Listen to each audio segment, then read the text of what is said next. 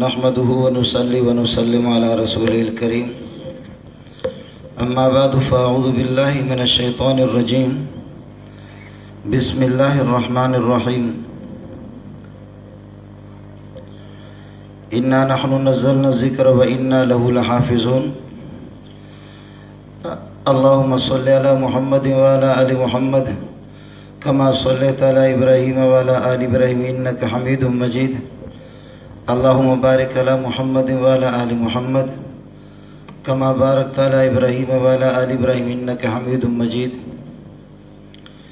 Stage پہ تشریف فرما حضرات علماء کرام، معزز سامعین، جو حضرات یہاں تشریف فرما ہے، آپ دیکھ رہے آغا بدیع الدین دامت برکاتہم العالیہ مولانا شفیق الرحمان صاحب۔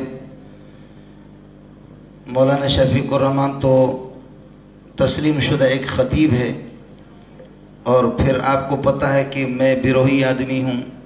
مشہور یہ کہ بے راہ میں روی بیروہی میں شوی، راستہ جب غلط ہی جا آپ جائیں گے خود بخود بیروہی بن جائیں گے۔ بے راہ میں روی بیروہی میں شوی، سیدھے راستے پر آپ نہیں جائیں گے۔ غرض یہ کہ یہ حضرات تشریف فرمائیں، ان کے سامنے کوئی رٹا ہوا میرا کبھی سبق ہوتا ہے تو علماء کو دیکھ کر وہ بھی بھول جاتا ہوں، لیکن تاہم مولانا عبدالبصیر صاحب جو اس ادارے کے مدیر ہے، ہمارے دوست ہے اور ہمارے قیمتی سرمایہ ہے۔ میں آپ حضرات سے دو باتیں عرض کر کے اجازت چاہوں گا۔ پہلی بات یہ ہے کہ میرا اور آپ کا اپنا ہی انتخاب ہے، ہمارا اپنا معیار ہے، ہمارے اپنے ترازو ہے، اس پر تول کر کے کسی کو ہم ہیرو بناتے ہیں اور کسی کو زیرو بناتے ہیں۔ اور ایک میرے پیارے محمد صلی اللہ علیہ وسلم کی ترازو ہے، اور وہ ان کا معیار الگ ہے۔ ممکن ہے اس کا آپ خیال کر لیں کہ بہت سے افراد کو وہ ان کی نگاہ میں وہ ہیرو ہوں، لیکن میرے اور آپ کی نگاہ میں زیرو ہوں۔ تو خیال کر لینا، جس کو میرا پیارا محمد ہیرو کہہ دے اس کو آپ زیرو کہہ دے، کہیں ایسا نہ ہو کہ اللہ کی طرف سے میری اور آپ کی گرفت ہو جائے۔ کبھی اس طرح ہوگا کہ ایک شخص ہے، امت بھی کہہ رہی ہے کہ یہ ہیرو ہے، اور آسمان سے حکم آتا ہے کہ یہ ہیرو ہے۔ دوسری صورت یہ ہے کہ امت کہہ رہی ہے کہ یہ زیرو ہے، امت کا نشانہ بھی لگ جاتا کہ یہ زیرو ہے، آسمان سے تائید آتی ہے، میرے نبی کی زبان پر بھی اعلان ہوتا کہ یہ زیرو ہے۔ یہ دو صورتوں میں کوئی جھگڑا نہیں ہے۔ تیسری ایک صورت ہوگی کہ امت کہے گی یہ ہیرو، پیارے نبی کی نگاہ میں وہ زیرو۔ اور چوتھی صورت یہ ہوگی کہ امت کسی کو کہے گی یہ ہے زیرو، میرا نبی اس کو کہے گا ہیرو۔ ذرا خیال کر لینا ٹوپی نہ گرے۔ ایک شخص کا جنازہ گزر رہا ہے اور صحابہ اس کے اخلاق سے راضی ہے اور اس کی تعریف کر رہے ہیں۔ میرا نبی فرماتے ہیں کہ فقط وجبت۔ تھوڑی دیر کے بعد دوسرا جنازہ گزر گیا، صحابہ فرما رہے کہ یہ ٹھیک آدمی نہیں، اس نے خلق خدا کو بہت ستایا ہے۔ میرا نبی فرماتے کہ فقط وجبت۔ صحابہ نے پوچھا کہ پہلا جو جنازہ گزرا اور اس کے بارے میں بھی آپ نے فرمایا کہ فقط وجبت، دوسرا جو جنازہ گزرا اس کے بارے میں بھی آپ نے فرمایا کہ فقط وجبت۔ فرمایا کہ پہلا جنازہ من اسنیتم علیہ خیرا فقط وجبت لہ الجنت، آپ جس سے راضی، جس کے اخلاق اور دینداری سے راضی، انتم شہداء اللہ، آپ اللہ کے گواہ ہیں اللہ کی زمین پر۔ جب آپ سارے کے سارے اس کے اخلاق اور دینداری سے راضی ہو تو فقط وجبت لہ الجنہ، اس کے لیے جنت کا فیصلہ ہو گیا۔ میں محمد بھی آپ کی زبان سے جو کچھ، وہ سب کچھ آسمان سے اس کی وحی سے اس کی تائید ہوتی ہے۔ وما ينطق عن الهوى ان هو الا وحی یوحى۔ اب امت کا اور میرے نبی کا اتفاق ہو گیا کہ یہ بندہ اس وقت ہیرو ہے۔ پھر دوسرا آدمی اس کے بارے میں فرمایا فقط وجبت، فرمایا حضرت اس کے بارے میں دوسرے کے بارے میں آپ نے فرمایا کہ فقط وجبت، فرمایا من اسنیتم علیہ شرا فقط وجبت لہ النار، جس سے تم لوگ ناراض ہو، جس نے خلق خدا کو تنگ کیا، جو بے دین قسم کا بد اخلاق ہو، فرمایا فقط وجبت لہ النار، اس کے لیے جہنم ہے۔ یہ یہاں دو افراد پر امت بھی ہیرو کہہ رہی ہے، میرا نبی بھی ہیرو، امت بھی زیرو، میرے نبی نے بھی اس کو زیرو کہہ دیا۔ اب تیسری صورت ہے، ایک آدمی یہاں سے گزرا، بخاری جلد ثانی کے اندر روایت ہے، میرے نبی نے فرمایا کہ ماذا رأیکم فیہ، اس کے بارے میں آپ کیا کہتے ہیں؟ صحابہ نے کہا کہ حضرت اتنا بڑا آدمی ہے، پٹھان کہتے ہیں غٹا سڑے تھے، غٹا، وہ بہت بڑا آدمی ہے، بہت بڑا آدمی، بہت بڑا، سندھی میں چاہتا تو وڈو وڈو وڈو، یہ وڈو ہے بابا، بہت ہمارے اپنے بڑے بڑے وڈے وڈو ہوتے ہیں۔ تو آپ صلی اللہ علیہ وسلم نے فرمایا کہ اس کے بارے میں کیا کہتے ہو؟ صحابہ نے کہا کہ حضرت حری ان خطب ان ینکح، حری ان خطب ان ینکح، یہ آدمی اتنا بڑا آدمی اس قابل ہے، اگر کسی کی بیٹی اور رشتے کا پیغام اگر بھیج دے تو اس کو کوئی رد نہیں کیا جائے گا، اس کا نکاح ہو جائے گا، اس لیے کہ بڑا آدمی ہے، پراپرٹی والا آدمی ہے۔ اور فرمایا کہ وَإِن شَفَعَ أَن يُشَفَّعَ، اور اگر یہ کسی مجرم کی سفارش کرے اس کی سفارش قبول ہو جائے گی، اور اگر یہ کوئی بات کہہ دے، جب اس کا بیان ہو جائے کچھ کہنے کے لیے تو پورے لوگ دائیں بائیں لوگ سارے کے سارے جمع ہو جائیں گے۔ یہ چلا گیا، اس کو صحابہ نے کہا کہ یہ غٹا ہے، اور صحابہ نے اس کو کہا کہ یہ ہیرو ہے، سب نے اس کو ہیرو کہہ دیا۔ تھوڑی دیر کے بعد ایک خستہ حالت میں، ایک پراگندہ حالت میں ایک فقیر اور مسکین قسم کا وہاں سے گزرا، فرمایا کہ ماذا رأیکم فیہ، اس کے بارے میں آپ کیا فرما رہے ہیں؟ صحابہ نے فرمایا کہ اگر یہ کسی کو پیغام نکاح دے دے گا، کسی کی بیٹی کا رشتہ مانگے گا، بہن کا رشتہ مانگے گا، اس فقیر کو کون رشتہ کرائے گا؟ اس کو کوئی اپنا داماد اور بہنوئی بنانے کے لیے تیار نہیں ہوگا۔ اور فرمایا کہ اگر یہ سفارش کرے کسی مجرم کی، اس کی سفارش قبول نہیں ہوگی، اور اگر کوئی بات کہہ دے تو نکار خانے کے اندر کون اس کی بات کو سنے گا؟ کوئی سننے والا نہیں۔ اب ہو گیا تیسری صورت پہ صحابہ نے کہا یہ ہیرو ہے، چوتھی صورت کو صحابہ نے کہا کہ یہ زیرو ہے۔ اب خیال کرنا، میرے نبی نے فرمایا جس کو تم ہیرو کہتے ہو اس جیسے لوگوں سے آسمان و زمین کو بھر دو، اس فقیر کا مقابلہ نہیں کریں گے۔ یہاں تم سے غلطی ہو گئی، یہاں تم سے غلطی ہو گئی کہ تم نے اس کو ہیرو کہا، اس کو زیرو کہا۔ وہ تمہارا ہیرو زیرو ہے، جو میرے محمد کا جو زیرو تمہارے نگاہ میں یہ زیرو نہیں ہے، یہ اصل ہیرو یہی ہے۔ اب اتفاق ہو گیا، اب سب کا اتفاق ہو گیا۔ سندھی میں چلا ملا تو کہیں کم جو ہی کو نہیں، مولوی تو کسی کام کا ہی نہیں ہے۔ اور پھر ہمارے بلوچوں کے ہاں تو یہ ہوتا ہے کہ جب بچہ لنگڑا لگڑا ایسا ہو نا تو کہتے ہیں وٹھی مدرسے میں داخل کرو، اس کو مدرسے میں داخل کیا کم جو کونے بابا، اسکول تو پڑھی کو نہ سکو تو پتہ ہی نہیں، داخل کرو مدرسے میں داخل کرو۔ اس قسم کے لگڑے لوڑے ایسے لوگ آج امام حرم عبد الرحمن سدیس جس کی تلاوت پہ ہزاروں لوگ مسلمان ہو گئے ہیں، آپ بھی سنتے ہیں، میں بھی سنتا ہوں، صبح کو چرسی قسم کے لوگ، بے نمازی قسم کے لوگ، وہ بھی اس کی تلاوت کو لگاتے ہیں، اپنی گاڑیوں کے اندر لگاتے ہیں، گلیوں میں کوچوں میں صبح کو ابتدا اس کی تلاوت سے۔ آج وہ عبد الرحمن سدیس آپ کے پاکستانی اساتذہ سے اس نے پڑھا ہے، اور ان کے استادوں کے استاد شکارپور کے اندر ایک نابینا ہے جس کو قاری محمد علی مدنی کہتے ہیں۔ آپ بات سمجھ رہے نہیں سمجھ رہے؟ جو میرے اور آپ کی نگاہوں کے اندر اللہ آپ کا بھلا کرے، جس کو ہم زیرو سمجھیں گے لیکن میرے پیارے محمد کا ہیرو، ایسا بھی نہیں ہے۔ مولانا بنوری جب اس کی تلاوت کو سنے تو بغل سے لگا دے، اور مولانا سلیم اللہ خان رئیس المحدثین 100 سال سے زیادہ، ہزاروں علماء کے استاد، مفتی نظام الدین کے استاد، تقی صاحب کے استاد، مفتی رفیع صاحب کے استاد، حبیب اللہ مختار کے استاد، اور بڑے بڑے اکابرین محدثین، بڑے بڑے علماء کے استاد، رئیس المحدثین مولانا سلیم اللہ خان، جب یہ نابینا جب آ گیا جامع فاروقیہ کے اندر، حضرت نے فرمایا تم سمجھو یا نہ سمجھو، سلیم اللہ نے سورۃ البلد، سورۃ البینہ، سورۃ الطارق، سورۃ الدار، سورۃ القیامہ، یہ ساری سورتیں مدینے میں نے اسے پڑھی ہے، اپنے قرآن کی اصلاح کی۔ اس نابینا کے بارے میں جامع فاروقی میں جب آئے، حضرت نے فرمایا کہ میں نے ان سے پڑھا ہے، یہ اللہ کا دین ہے۔ آج امت کی نگاہ میں آپ جائیں ماشاءاللہ، اللہ آپ کا بھلا کرے، دیکھیں کہ اداکاروں کے لیے کیا ہوتا ہے، اور شرابیوں کے لیے کیا ہوتا ہے، ہاکی والوں کے لیے کیا ہوتا ہے، کرکٹ والوں کے لیے کیا ہوتا ہے۔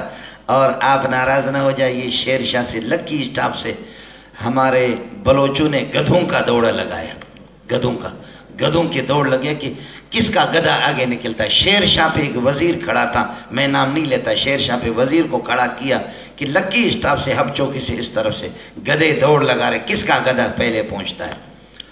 چلتے چلتے چلتے پہلی پوزیشن جس گدھے نے حاصل کی اس کا نام تارا، دوسرے نے حاصل کی اس کا نام بابو، تیسرے کا نام ہے چاند۔ یہ اخبار جنگ چند سال پہلے کی بات ہے، آپ نے بھی اخباروں میں پڑھا ہوگا، میں نے بھی پڑھا ہوگا۔ تو وزیر ہمارے دوسرے حضرات وہ جمع ہو گئے، انہوں نے کہا کہ واہ واہ آپ نے خوب اچھا گدھا پالا ہے، لہذا پہلے والے گدھے کو 50-60 ہزار انعام دیا، اس وقت پرانی بات ہے، اور دوسرے والے گدھے کو انہوں نے یہ کہ 45 ہزار، تیسرے والے کو، چونکہ گدھے تو گدھوں کا پیسہ گدھوں کو جائے گا، ہے گدھے تو ان گدھوں کا پیسہ ہی گدھوں کو جائے گا۔ میں ابھی آج بتا رہا، مولانا شفیق الرحمان بھی تھے، دبئی میں تھا، وہاں کسی نے دعوت کر دی، ہمارے بلوچ تھے، اس کے گھر پہ میں ٹھہرا ہوا تھا۔ اسلام آباد میں یا کہاں سینما گھر کی بنیاد رکھی گئی، ہمارے ایک وزیر نے سینما گھر کی بنیاد اپنے دستے مبارک سے رکھی، سینما گھر کی بنیاد۔ اور ہمارے پاکستانی جو مخلص لوگ ہیں، ہیرو جو ہمارے، وہ سارے کے سارے جمع ہو گئے، اور اس کے بعد جب حضرت نے دستے مبارک سے بنیاد رکھی تو سارے دعا کر رہے ہیں۔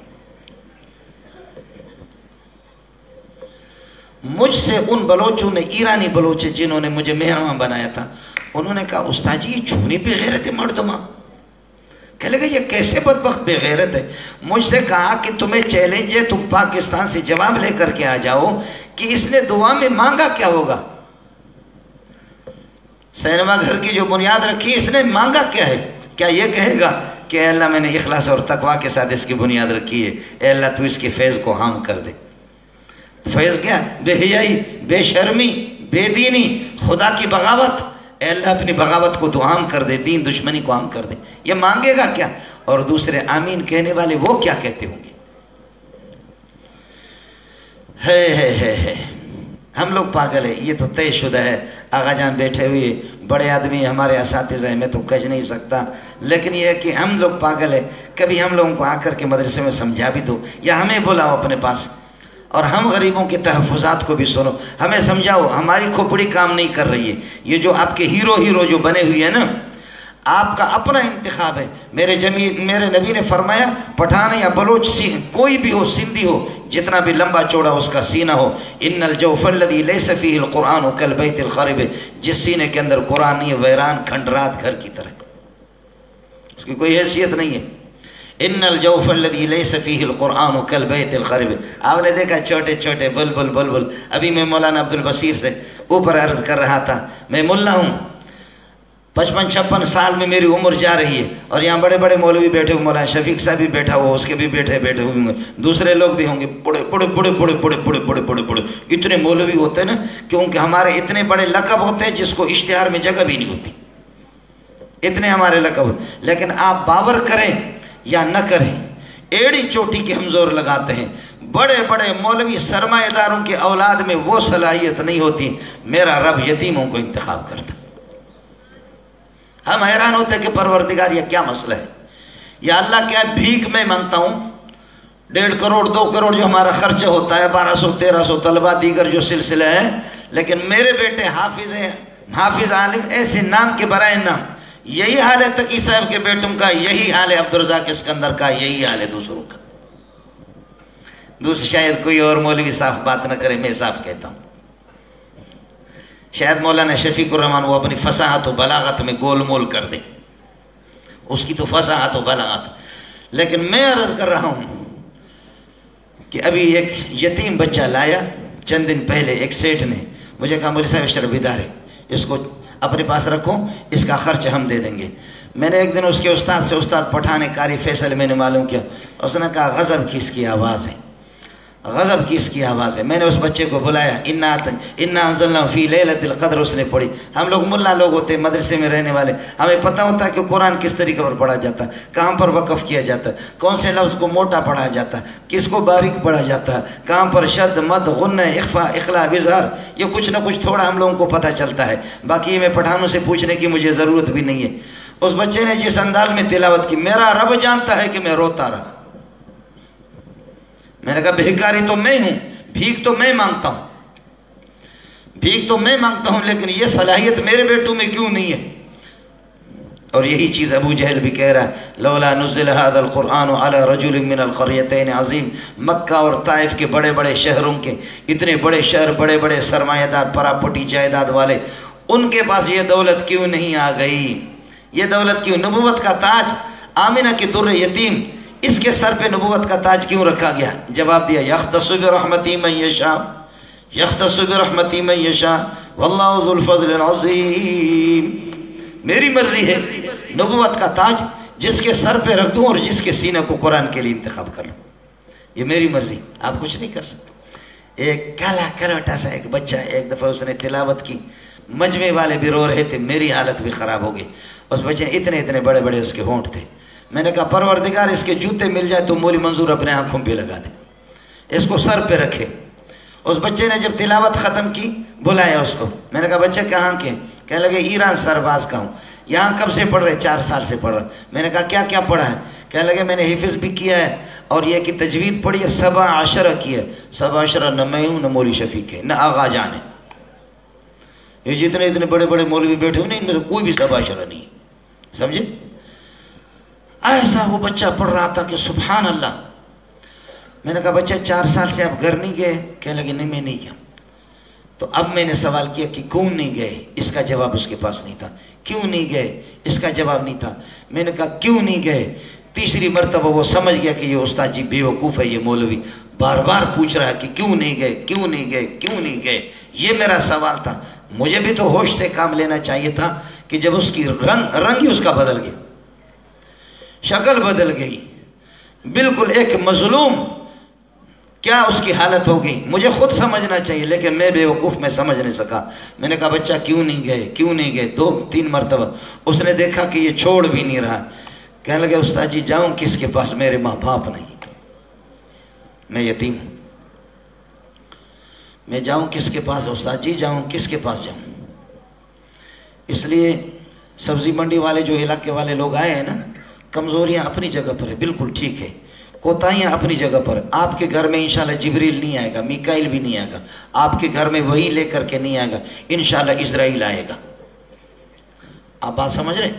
آپ لوگوں کو ٹھیک کرنے کے لیے نہ میکائیل آئے گا، نہ جبریل آئے گا، نہ وہی لے کر کے آئے گا۔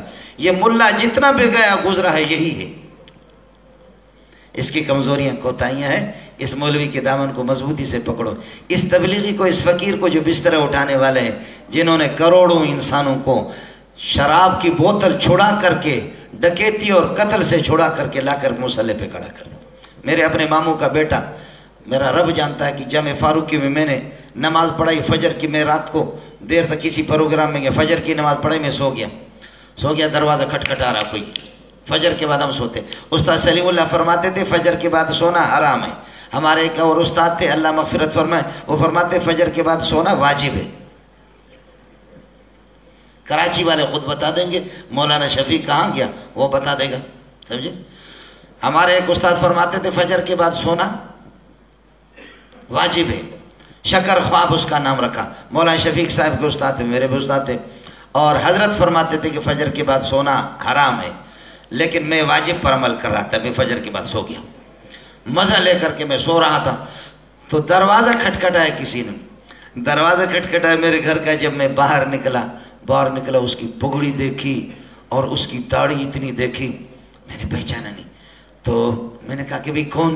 تو وہ ہنسنے لگے۔ جب دانتوں کو میں نے دیکھا میرے ماموں کا بیٹا ہے، اور میں نے اس کو دیکھا تھا تو لش پش، چٹن چٹن، سفن سفا۔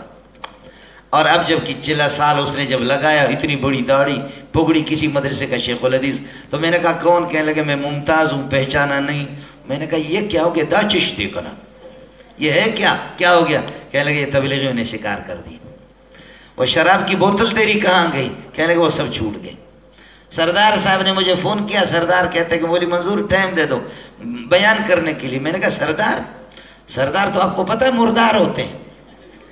تو میں نے کہا سردار صاحب آپ مجھ سے ٹائم مانگ رہے؟ کہتے ہیں کہ آپ وقت دے دو، میں آپ سے ملنا چاہتا ہوں۔ میں نے کہا فلانا دن آؤ۔ سردار صاحب آ گیا، یہ پگڑی اور ہاتھ میں تسبیح، یہ داڑھی۔ میں نے کہا سردار صاحب یہ مجھے معلوم ہے کہ کتنے معصوم لوگوں کو معمولی بات پہ آپ نے قتل کیا، اور اب کیا ہو گیا؟ دا چشتی کریں، یہ کہاں سے لایا؟ کہنے لگے یہ تبلیغیوں نے شکار کر دی۔ اب کہتے ہیں کہ مولوی نے ہمیں کیا دیا ہے، تم کوئی چور ڈاکو شرابی قسم کا قاتل لا کر کے دے دو، انشاءاللہ مولوی اس کو تہجد گزار بنائے گا۔ اور ہم یہ کہ اپنا مولوی آپ کو دیتے ہیں۔ ہمارے مولوی جب اسکولوں میں کالجوں میں چلے گئے، بعض کی تو تربیت ہوتی ہے، بعض کی تربیت نہیں، انہوں نے کینچی لے لی، اس کو کاٹنا ہے، داڑھی کاٹ کر کے پگڑی بھی پھینک دی۔ بعض ڈسکو مولوی جا رہا ہے۔ نماز تو وہ مولوی پڑھے جس کی تنخواہ 6,000 ہے یا 8,000 ہے، ہمارے مدرسوں میں 6,000 تنخواہ، 6,000 تنخواہ والا نماز وہ پڑھے۔ باقی جس مولوی کو 90,000 روپے، 1.5 لاکھ روپے، اس کو نماز پڑھنے کی ضرورت کیا ہے؟ وہ خود بخود اپنے پاؤں پہ کھڑا ہے۔ جی ہاں، یہ بھی کر دیا ہے جن پر ہم نے، اللہ آپ کا بھلا کرے، 10-10 15-15 سال لگائے۔ مدارس کی قدر کر لو۔ ان تمام کمزوریوں کے باوجود الحمدللہ یہ لوگ کام کریں۔ اس اپریل کے مہینے میں 63,000 حافظ حفظ قرآن مکمل کر چکے، جن کا امتحان ہو چکا، اور کروڑوں لاکھوں حافظ۔ راونڈ والوں کا سلسلہ الگ، چھوٹے چھوٹے مکاتب کا سلسلہ الگ۔ یہ جماعت اسلامی والوں ان کے حافظوں کی تعداد، بریلوی حضرات وہ بھی ماشاءاللہ کام کر رہے ہیں، اسی طریقے اور دیگر حضرات بھی کام کر رہے ہیں۔ مجھے صرف وفاق المدارس کا معلوم ہے 70,000۔ راونڈ والا سلسلہ ہی الگ، اتنا اللہ پاک اس کام کو بڑھا رہا ہے، سمجھ میں نہیں آتا۔ آج تک میرا رب جانتا ہے، ہم خود بھی سمجھ نہیں سکے۔ دھڑا دھڑ جو بھی حکومت آتی، چپ سے ملا بکواس مکواس اڑائی، جو بھی حکومت آتی ہے کہ ملا خاموش ہو جا، تیرا گلا دبائیں گے۔ اور پہلے 7 مدرسے دیوبندیوں کے تھے پورے پاکستان کے، چاروں صوبے میں نام آپ کو بتا سکتا ہوں، سمجھے۔ اور اب اللہ آپ کا بھلا کرے، اس وقت صرف ہمارے وفاق میں 30,000 سے زائد مدرسے داخل ہے، اور 30 لاکھ سے زائد صرف ہمارے وفاق۔ باقی ویسے دیوبندیوں کے 40-50 لاکھ تک، یعنی وفاقی غیر وفاقی راونڈ سب ملا ہے، بریلویوں کے الگ، دوسرے جماعت اسلامی کے الگ، اہل حدیث حضرات کے الگ۔ یہ سلسلہ اس طرح بڑھ رہا، اس طرح بڑھ رہا، اس طرح بڑھ رہا۔ جھوپڑیوں میں جا کر جب طلبہ ہوتے، ادھر سے گائے آ گئی، ادھر سے بکرا آ گیا، ادھر سے سبزی آ گئی، ادھر سے آٹا آ گیا، ادھر سے پیسہ آ گیا۔ اور جب طلبہ چلے جاتے، نہ آغا جان کے پاس کوئی مرغی لے جاتا، نہ میرے پاس۔ جب طلبہ چلے جاتے نا، کوئی مردار مرغی بھی نہیں لاتا ہمارے لیے۔ یہ مولوی شفیق سے پتہ کرو۔ اگر مولوی منظور کہہ دے کہ میں با کمال ہوں، میرے وجہ سے رزق آتا، تو بیٹھا ہوا نا۔ چھٹیوں میں 2-3 مہینوں میں مردار مرغی بھی کوئی نہیں لاتا ہمارے لیے۔ اس لیے مدارس کے اور آخری ایک جملہ کہہ دیتا ہوں، مولوی کی وفادار نہ بنو، اپنے ملک کے وفادار بنو، اپنے اولاد کی وفادار بنو، اور اپنی جان کی وفادار بن جاؤ، اپنے گھر کے وفادار بن جاؤ۔ اب سن لو آخری جملہ، اللہ کی قسم جب تک یہ ملا ہے، یہ سورج کا نظام چلتا رہے گا، یہ سارا نظام۔ جس دن ملا کا سورج غروب ہوگا، خدا کی قسم تم بھی نہیں رہو گے۔ وآخر دعوانا